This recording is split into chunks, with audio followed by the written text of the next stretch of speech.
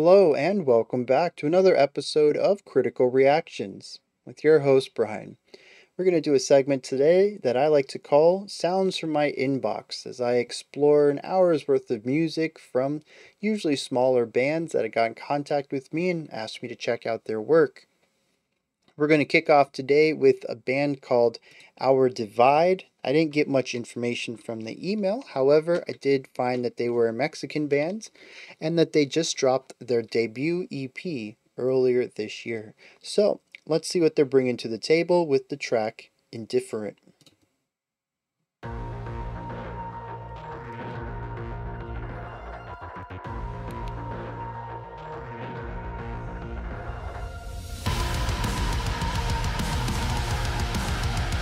Yeah, really nice atmospheric opening that mirrored our guitar riff here.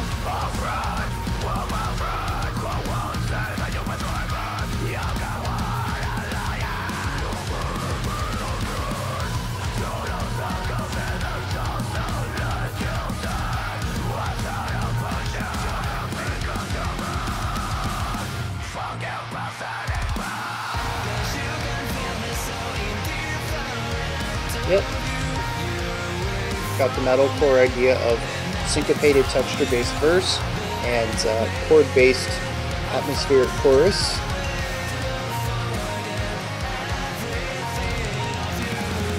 It's like a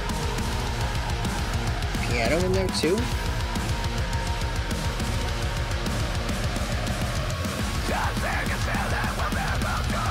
I like how they use the verse riff to lead us back into our verse.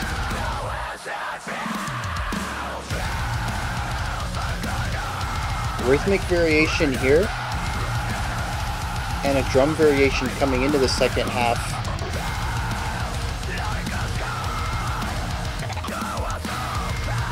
Fun digital sounds.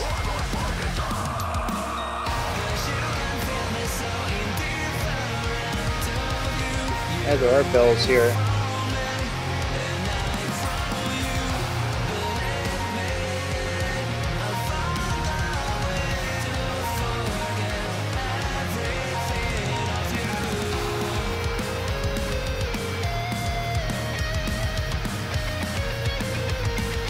Kind of a funky direction, both in melody and rhythm.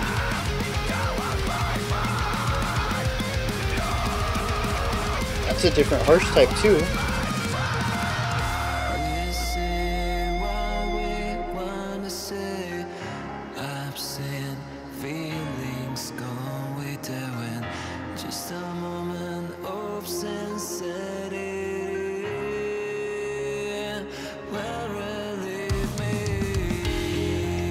Beautiful bass and drum idea coming in here.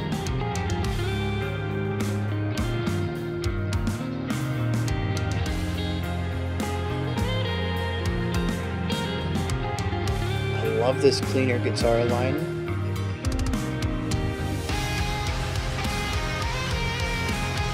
Really smooth, bringing it into the more overdriven guitar tone.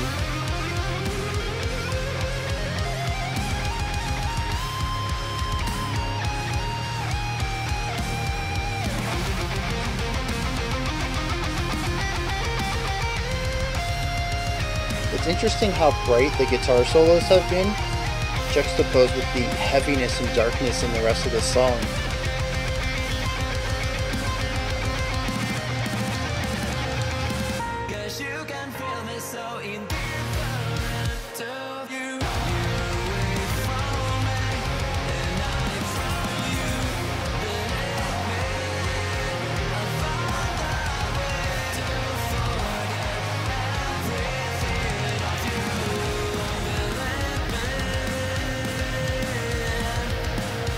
Interesting.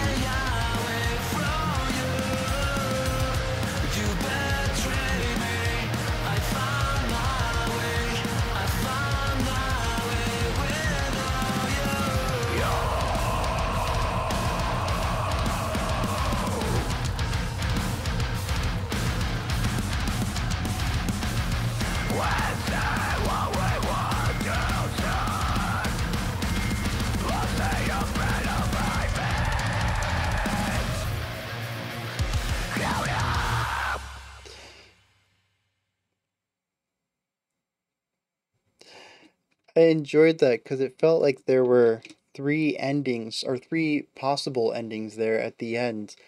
Um, Taking our original intro slash verse riff, we could have ended on that. Then we ramped it up and we could have ended it at the end of that. Then we went into a completely different idea there that we actually finished the track on.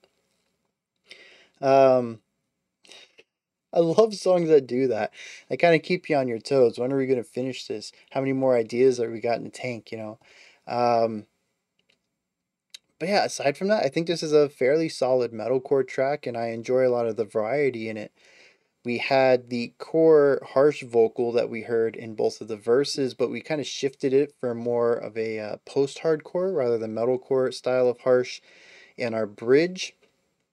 And of course, we had the clean vocals in the chorus and pre-chorus coming out of the bridge as well. When it comes to like the composition itself, we can look at the guitar work in our intro and first verse and post first chorus that leads into all of the uh, guitar changes that we hear in the second verse, and all of the guitar work that we hear across the bridge. Post chorus, I don't know. We have a guitar solo that goes into the bridge. I feel like that first guitar solo is not part of the bridge. Bridge one, you can call it bridge one and then bridge two. Either way, there's different guitar work in both of the solos, different tones in both of the solos. They explore different types of melodic writing. A lot of variety coming through there. The drumming was primarily metronomic, really sitting in the pocket, being a solid, just keeping the beat real solid for the bands. But there were some nice fills in there, and we did have a bit of rhythmic variety. I mean, that's the whole point of this little segment right here is that there's variety coming from everything, and the drums gave us some of that as well. Our second verse kicked off at double time.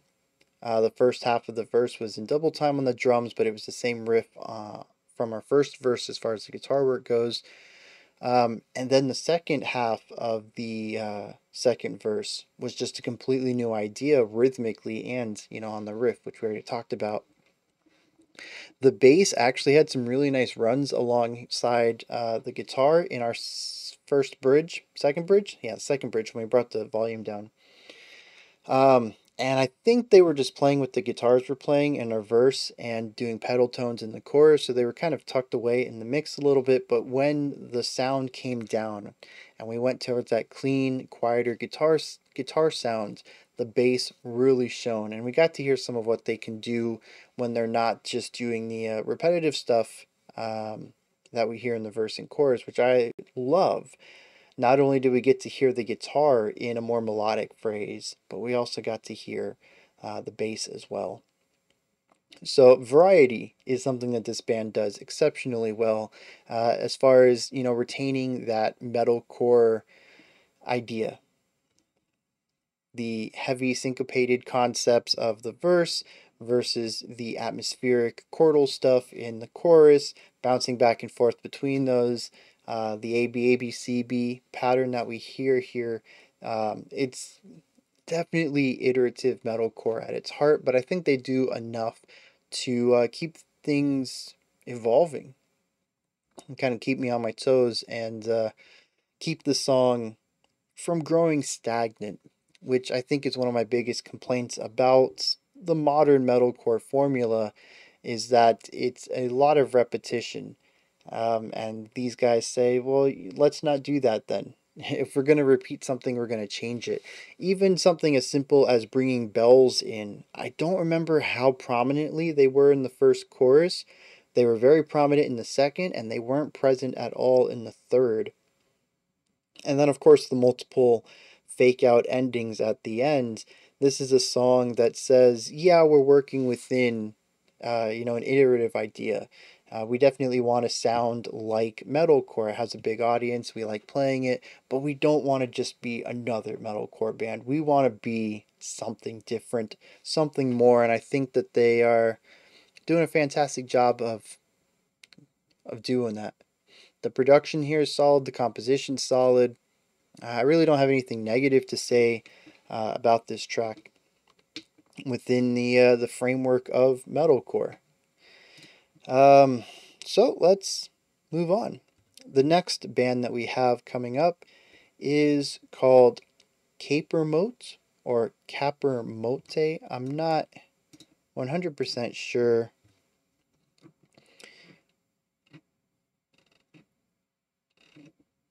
how to pronounce this. What I did find out through the email, though, was that it is a solo project from an underground artist. And so I always love solo projects. We really get to see what one person wants to make, what kind of music and art they want to create. This track we're going to be looking at is called Echo Chamber Puppeteers. Let's dive in and see what Capermote is creating for us.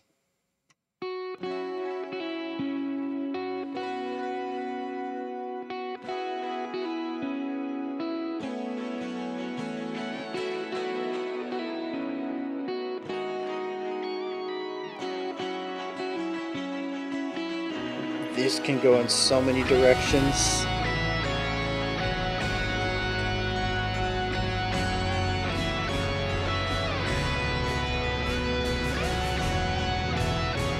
It definitely has some heavy metal leanings as far as tone.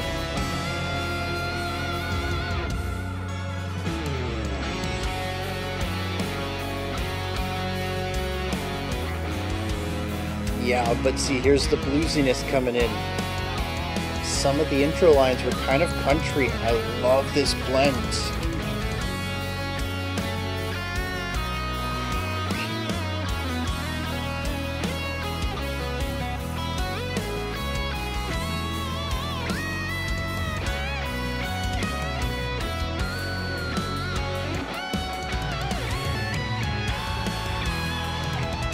Fun little tempo shift there.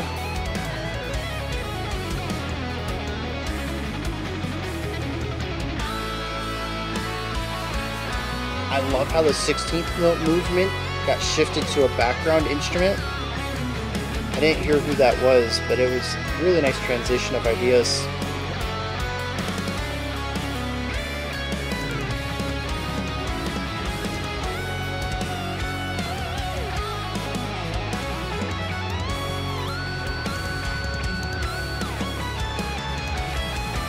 Yeah, layering up those timbres.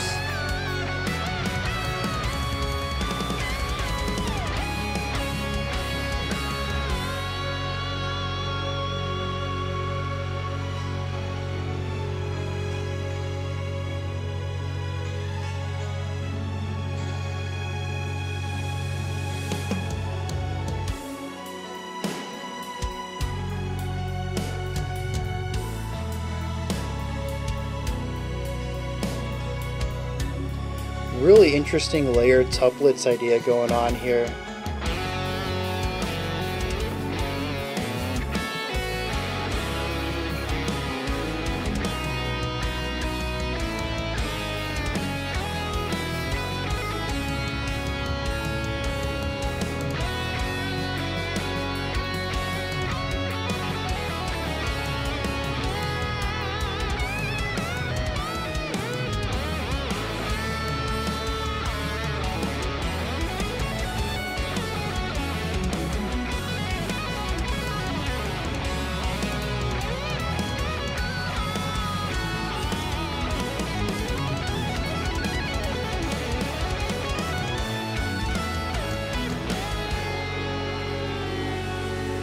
Really interesting section.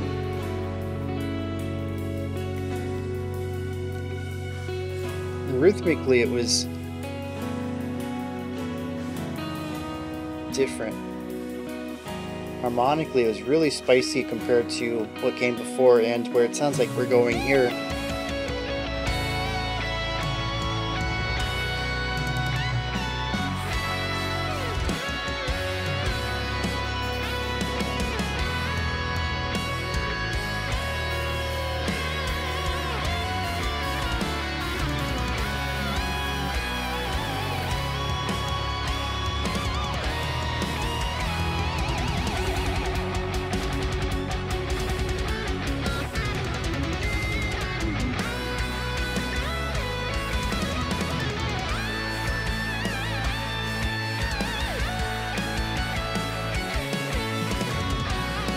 Love that bass line in the back.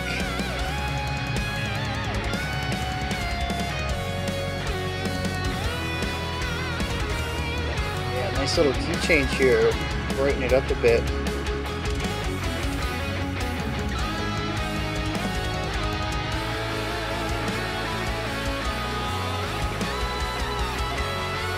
Really filling out the sound sphere.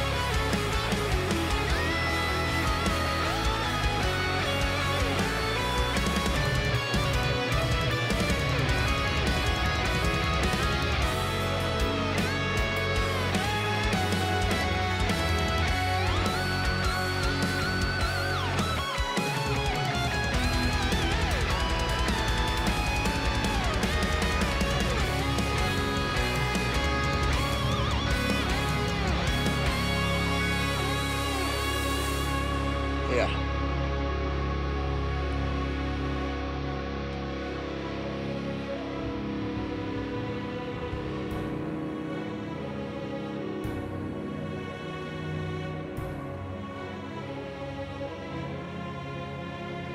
Oh, that tension. They're gonna end it on that. Wow. Yeah, so there is a lot of really great ideas going on in here. I mean, the core idea to most of these sections is um, theatric, over the top sound spheres that act as foundation for our lead guitar lines, right? That's how most of this is comprised. But I like how he didn't necessarily stop there. Could have just created backing tracks and played these beautiful melody lines on top of it. And we'll get to the guitar playing in a second because there's some stuff I want to praise there too. But could have just stopped there and made generic backing tracks that go through chord progressions with some ornamental ideas and then just riffed over it and moved on to the next section. But they didn't. There was a conscious effort to blend the two, whether it was the guitar leaning into a tuplet pattern, a specific rhythmic pattern, and some instrument in the background moving towards that as well to create the synergy between them. There were a couple of times where the guitar played the same thing as one of the strings that was originally just doing some chords and then played a melody that happened to be what the guitar was playing. There's all these elements of harmonic matching, rhythmic matching, and uh, texture. Well, it'd be like pitch matching, but texture layering throughout this track that shows me that it might have been written backing track and then the guitar on top of it, but then there was that extra effort to go back and say, well, I'm doing this with the guitar now.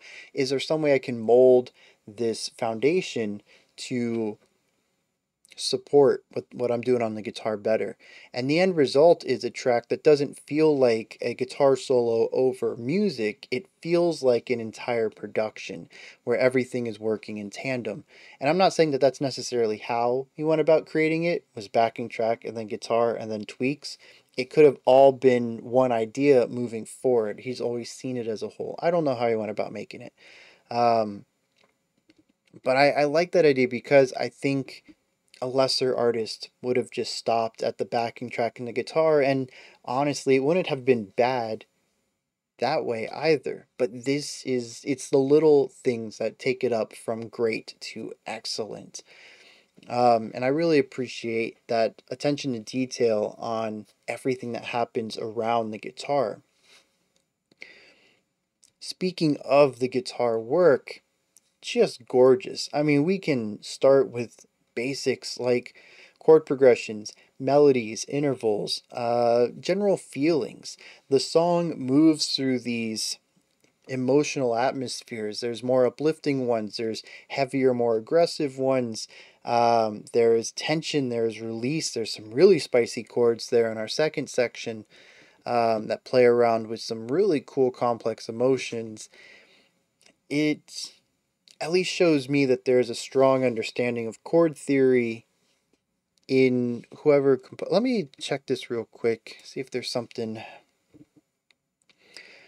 All right, so we have mixed and mastered, co-produced, musical director, composed, arranged, and produced by Tom Pierce, who seems to be the one man behind this one band. Also, drum programming was James and Tom Pierce, and everything else is Tom Pierce. So yeah, it seems like any bass work in here was him as well. What was I? Oh yeah, melody writing. So yeah, just fantastic sense of music theory, chord theory specifically, in crafting the flow of this track and the lifts and the dips and knowing when to do these uh, key changes to evoke these specific emotions. Just really honed into the emotional aspect of the track. But then there's also just the raw guitar work, the melody writing itself, and it just has great flow and pacing. Some of the sections I felt were just a little long to my ears, but we're talking like 8, 16 bars. I'm like, maybe we could have cut it off here, but we're talking like 10 seconds. So I don't know. That might be more of a subjective thing there. But for the most part, like I said, the pacing is excellent. I love the movement between ideas. There's certainly some showcase in here of shred, faster technicality, but it's always done in a tasteful way that neatly comes out of an idea that was a bit more.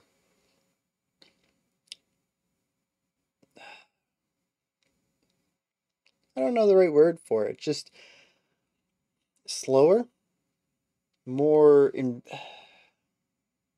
more in. Man, I don't know what the word is.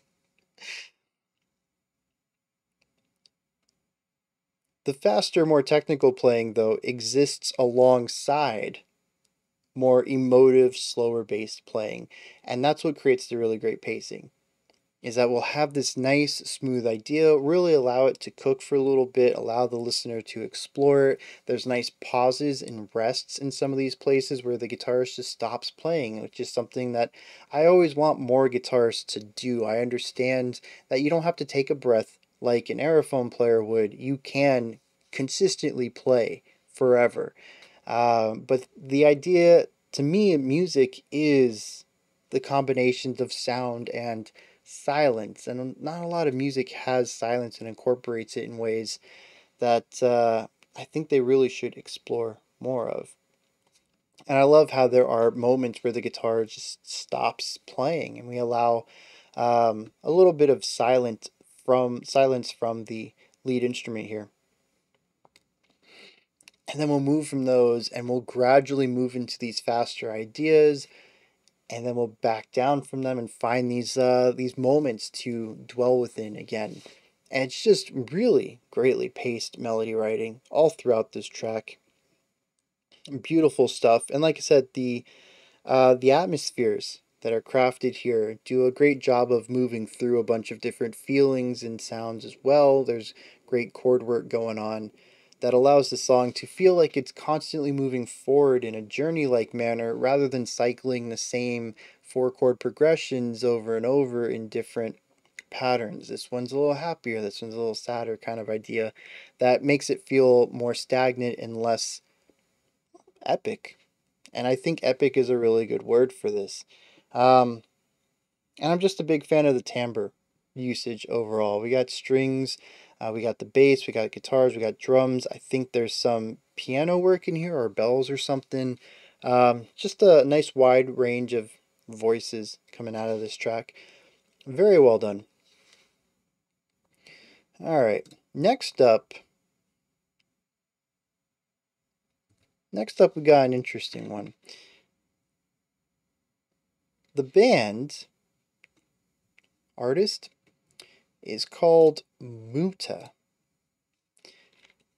I'm gonna read what was sent to me, word for word, rather than doing a paraphrase.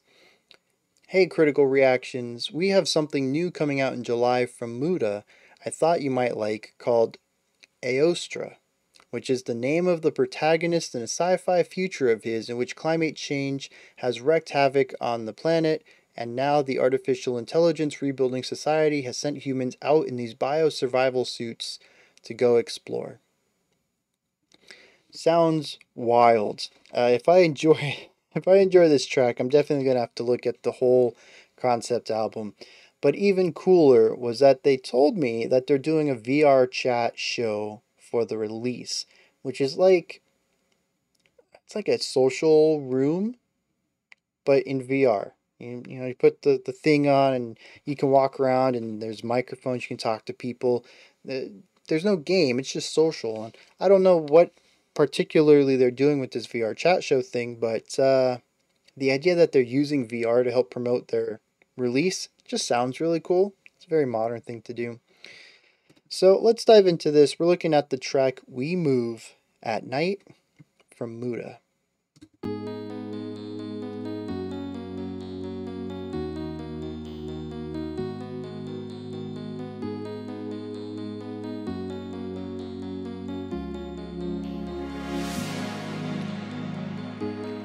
That was fun. That volume went to 100 real quick.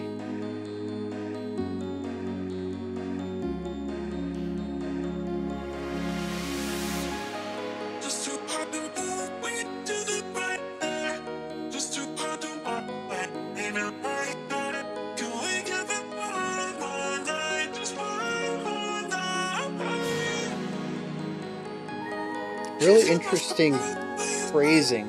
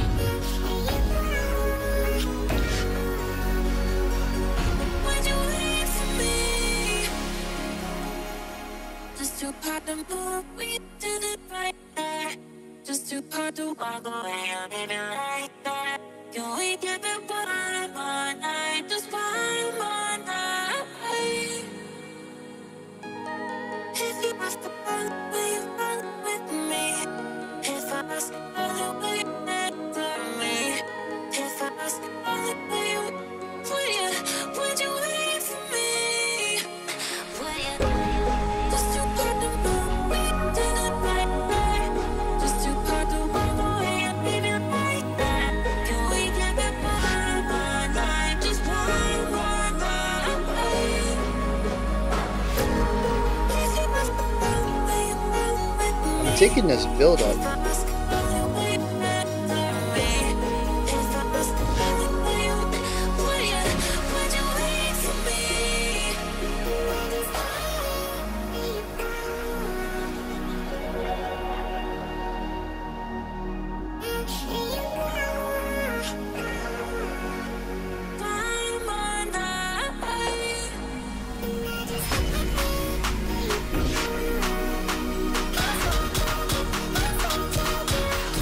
Okay.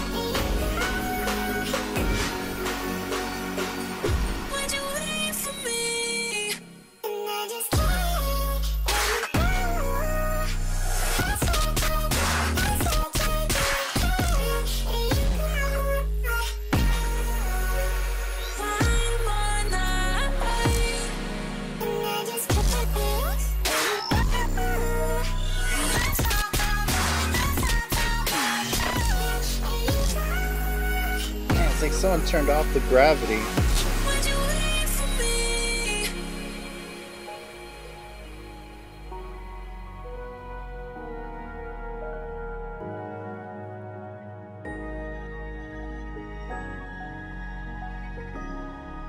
Kind of curious what the personnel list is on this.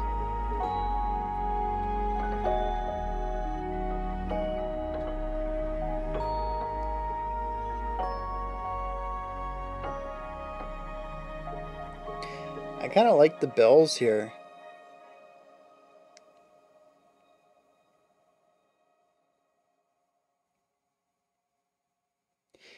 Alright, so I think that's the end. Yeah. By the way, I love the album art, and I love the animation they put towards it. Minimal movement, but really great stuff. I'm way out of my depth. This is a very interesting track for me, primarily because I don't know if I enjoyed it, but I also don't know how to talk about it. There's a lot of things in here that I did enjoy, though, and I kind of think I want to focus on those. First of all is the timbre variety. There's a lot of sounds in here making all sorts of different. What do I call this the other day? Musical confetti. Yeah, it's a lot of really cool sounds that tickle parts of my brain in ways that most music doesn't. I think it's because a lot of this is digital sound. It's not things I typically listen to. Almost 100% of the music I listen to is either acoustic or electric instruments that people play. And aside from the guitars, which can be put in all sorts of different directions, although in rock and metal they tend to kind of homogenize into that rock and metal guitar tone, most of what I listen to has a tone and a timbre, and that's what you get when you use it. um, Electronica is just so cool in that it really is limitless in what your instruments sound like. And there are some songs like this one that just really engage parts of my brain that don't get engaged too often when I listen to music, and I love that. There's a lot of really cool sounds in here.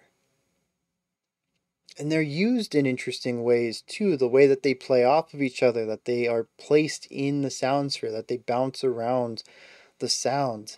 It is a song that feels very much of the future, if that makes sense. Not just because it is an electronica song, but there's just something about the ways everything is used that feels very postmodern to me. I don't know. I don't listen to a lot of electronica, so maybe this doesn't make sense to people who are more familiar with the genre and all of its subgenres and the transformation of it over the last 50 years or whatever electronica music's been made. But to me, it feels forward facing. It feels like it's making music for the future rather than music for the now or the past. And that's primarily by how the sounds exist in here. I don't know, there's something really interesting going on. There's also the hyper pop vocals, and I think this is going to be the big elephant in the room, the make or break aspect. I'm not a huge fan of all of it, but some of it works. And while I was listening, I think I narrowed this down. I don't mind the hyper pitch shifted stuff going on. Not even just the fact of pushing a vocal, like 3 or 4 octaves above, but even the micro tuning of pitch in the middle of lines.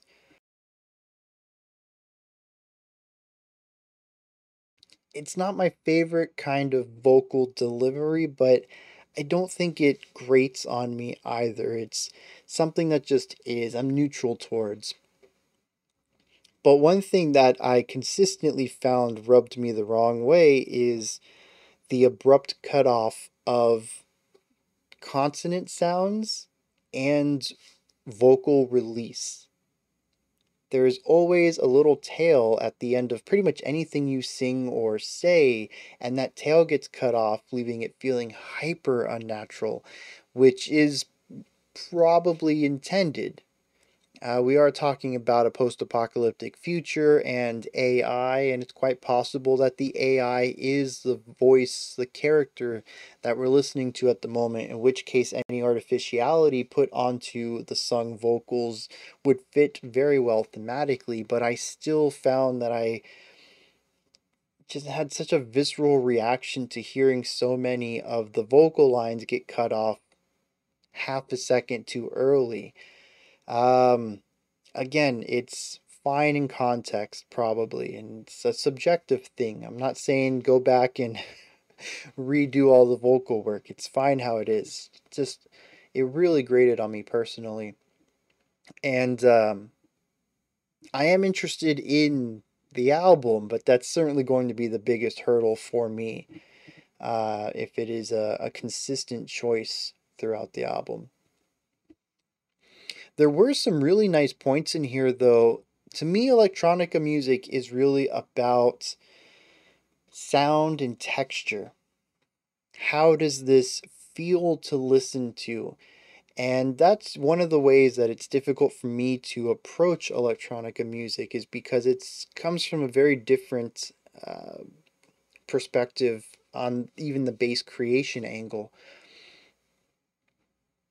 But what I really enjoyed here was that there was a bit more of a classic music composition angle going on as well, with use of harmony.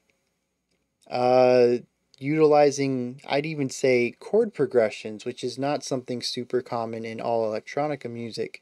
Well, I should say chord progressions outside of like two chord vamping.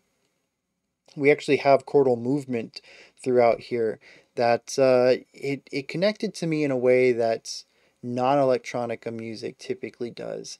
And I thought that was very interesting. It almost feels like there are some pop roots under. Well, I mean, it is what, hyper pop, right? But like some traditional pop roots underneath this somewhere, underneath all of the electro veneer sitting on top. And it does connect with me in a way that a lot of electronic music doesn't, at least on a pure music level. Like I mentioned, electronica is usually stuff off the paper that I connect with, all the technicalities of it. Very rarely is it the music that I could transcribe. And here I did find some really cool stuff that would be translated onto sheet music well. I appreciate a lot of that. It also has a nice flow, the nice build up, although the build up didn't really go anywhere, it just kind of dissipates. I'm curious what that's all about. But yeah, it feels like a really interesting merger between more traditional music creation and electronica music creation, and has a really nice middle ground here that intrigues me. There's still that one small little hurdle, but it is something that I think I'm going to check out when it drops, because I'm very curious about it. Alright, we're going to wrap this up. We have one last band today. They are Monosphere. We have had them on a channel before. The last time we saw them, straightforward metalcore, older metalcore, not like our Divide that we heard, sort of that modern melodic metalcore, but this is old school metalcore, just heavy riffage, lots of growling all the time, that kind of deal. That's what I remember from them last time. This time we're going to check out their brand new track, which just dropped 4 days ago. This one is called Ava. Let's dive in and see what they're bringing to the table today. Epilepsy warning, by the way.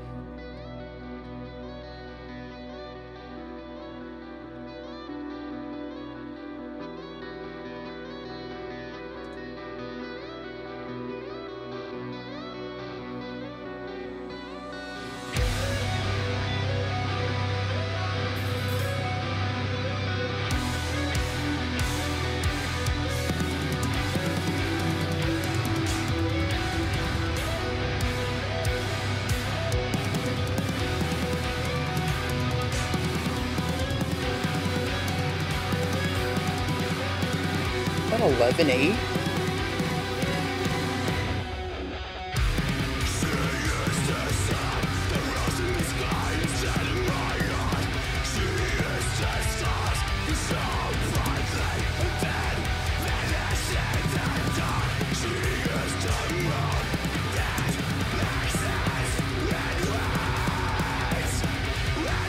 Alright, so this is in 4/4 at least. I wonder if the other section was.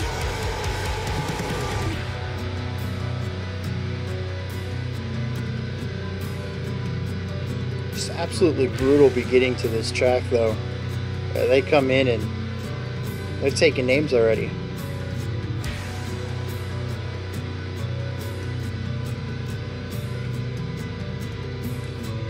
A little atmospheric break into a big section.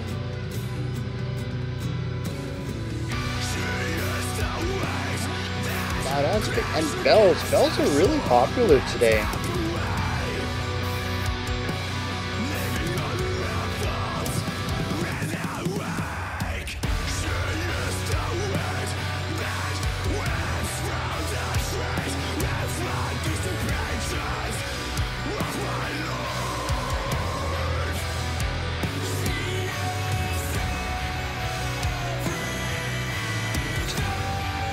His cleans.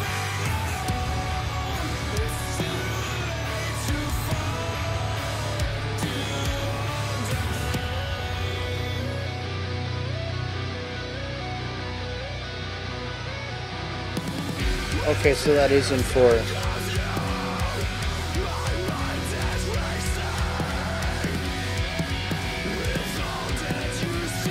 I love the polyrhythmic stuff in the drum. Ooh.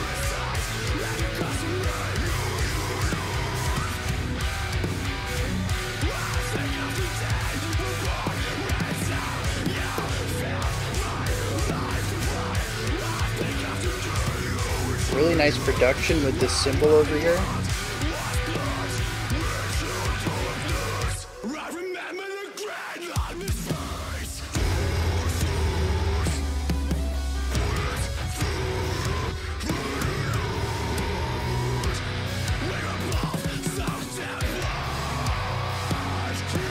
Are they gonna do that again?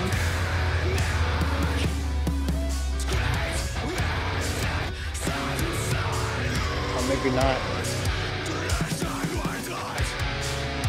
That's so good. That's so clean.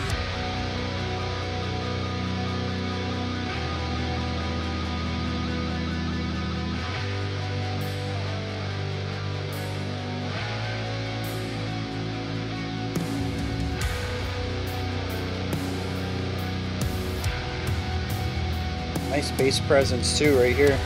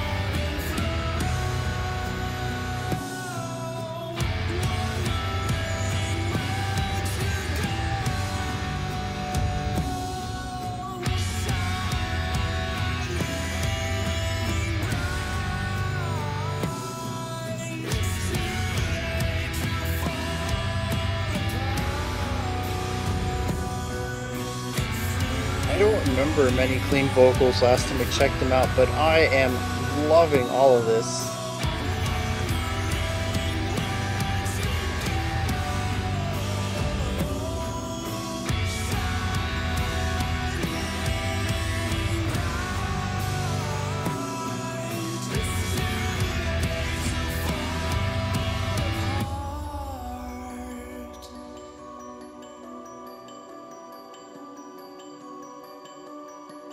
Yes.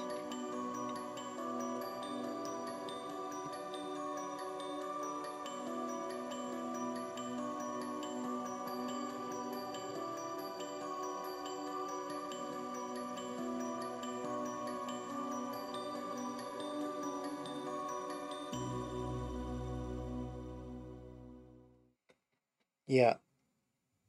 I remember enjoying them last time too,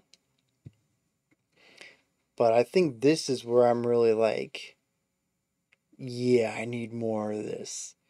Ah, man.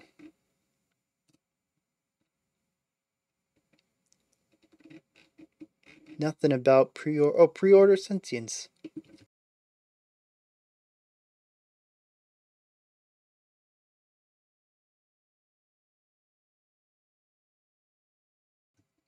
What do we got here? Pre-order album, October 20th. Guess what's going on my watch list? Listen list. Oh man. Have I heard anything else off this album? Oh yeah, Friends and Foes. That was the last one that we checked out. I haven't heard Bleak or Human Disguise, but I am going to save those for the full album listen in 2.5 months, give or take. This is just good. Oh, and I'm seeing. Oh my god, check this out, guys. All right, it's got the personnel list: guitars, master, engineer, vocals, bass, drums, piano on tracks 1, 2, 3, 5, 7, 9, 11, and 12. I'm like, okay, I'm good here. Violin, viola, and cello on 1, 2, 5, 7, 8, 9, and 12. Honestly, I'm sold right here. Could have just stopped right there and I'd been okay. Flugel, horn, and trumpet on tracks 2 and 3. Yes. I mean, trumpet, you hear trumpet in symphonic metal, right? Some prog has it. It's real big in ska, but flugelhorn? No one ever brings up flugelhorn. I mean, it sounds like a trumpet. It's kind of indistinguishable if you're not really familiar with the two instruments. And that's kind of why it's even cooler to see it listed. We also have the guest vocals on track 4, Mirza from the band Siamese, which we've checked that out in our last reaction to them. And spoken word on track 10 by Jim Gray of Caligula's Horse. So we have a guest spoken word person. Caligula's Horse has some fans here too. So, dude, I just went from, you know, Monosphere is a band that's interesting to I need this album today. Wow. Oh man. And if the rest of the album is like this track, might end up in one of my top albums for the year.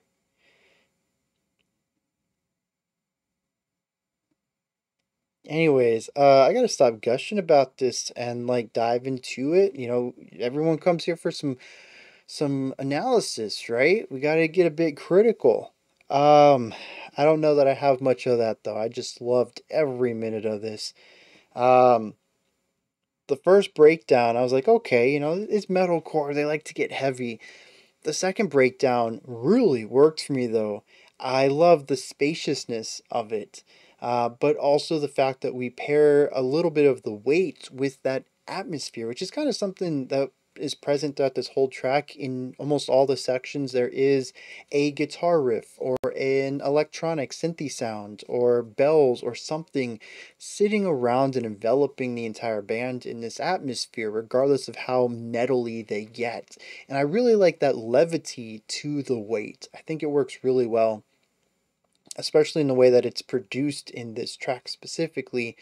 Um, but that last breakdown, we get real slow, we get real lethargic, we have all this space, and it feels heavy. And then we have the light bells sort of just dancing around all of it. And we have this dude just belting out these elongated, clean notes. And it is just so powerful. I don't remember this dude having clean vocals. Am I just misremembering Friends and Foes? Or maybe did we check out another one from them? I might be thinking of an older track, actually, now that I think about it. Monosphere.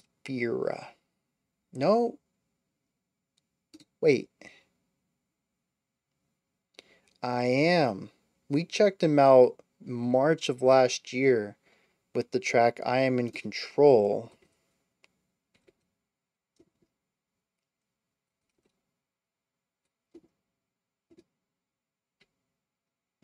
Did we not check out Friends and Foes?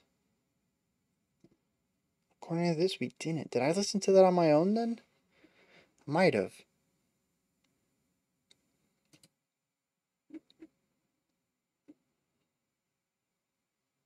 There's no. I must have done a typo. There's no way. Anyways, I was not expecting to clean vocals. They are all over the place here. We have those falsettos in the bridge. We have the belted out cleans at the end.